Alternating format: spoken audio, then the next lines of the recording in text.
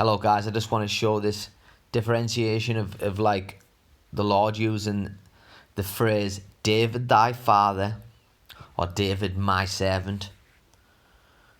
Two different lives, same person, but the Lord is trying to show you the Lord is very, very intentional. He doesn't just say things, he's very intentional. So when he says David thy father over and over again to Solomon, but then he says David my servant, he's very intentional. So when he's talking about David then, he just says David went, David was in Eden, David slept with, like, that's how or David thy father when he's talking to Solomon. But when he's talking about the David which is to come, I'll give you an example. Where we are.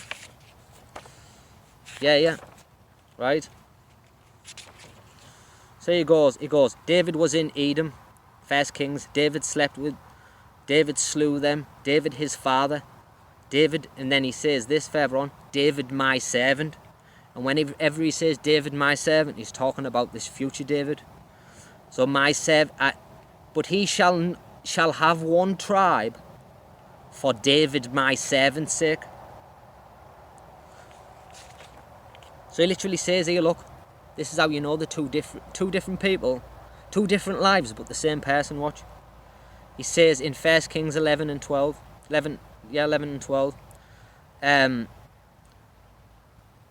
I will not do it for David thy father's sake. So he's already said, I'm not doing it for that David in this time. But then he says in 1 Kings 13,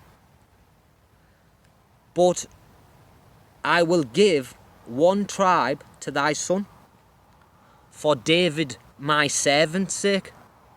Literally telling you there, I will not do it for David thy father's sake, but I will give one tribe. This is unlocking Isaiah.